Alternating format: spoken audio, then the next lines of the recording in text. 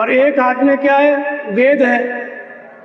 वेद का मतलब कोई पुस्तक नहीं होता है। पुस्तक जो है उसमें पूर्व के जो 10-15 हज़ार वर्ष पहले के उस समय का जो ज्ञान था, लौकिक और पारलौकिक, उस समय के महापुरुषों ने उसमें लिखा, तो अभी तक चला आ रहा है। लेकिन असली वेद क्या है, अवधित तत्व का विदित होना। जब नाम जप रहे हैं, ध्यान कर रहे हैं, तो जो परमात्मा अवधित है वो प्रकट होने लगता है और साधक उनकी बात समझने लगता है। तो वेद का अध्ययन करना, इसी को कहते हैं विद्या।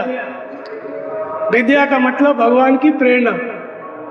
एक रचे जग गुण बस जाके, हर प्रेरित नहीं निज बल ताके। तो भगवान ने माया का भेद बताया, विद्या अपर अविद्या दो, तेकर भेद सुनो तुम सो। तो विद्या क्या है, वो जगत की रचना करती है। अविद्या क्या है, जिसके वश में होकर के जीव भवकूप में पड़ा है। विद्या क्या है, जगत की रचना। एक जगत में तो हम पड़े हुए हैं, विद्या कौन से जगत की रचना करती है? तो कहते हैं एक रचे जग गुण बस जाके, जिसके वश में तीनों गुण हो जाते हैं, उस वाले संसार की जगत की रचना करती है, अर्थात आध्यात्मिक सृष्टि, ईश्वरीय गुणों की रचना कौन करता है? विद्या।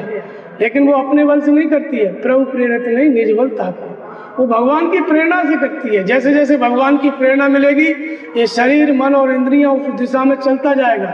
तो इसी का नाम विद्या है।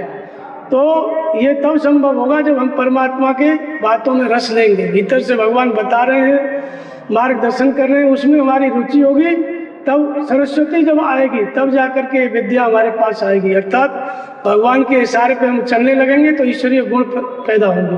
तो ये वाली विद्या की देवी है सरस्वती। विद्या है क्या? ब्रह्म गतिर प्रदाय।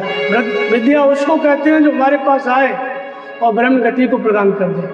तो ऐसी विद्या की देवी क्या है? सरस्वती। भगवान के रस में बरतेगा साधक, नाम जपेगा, ध्यान करेगा, तभी भगवान की तरफ गति करेगा।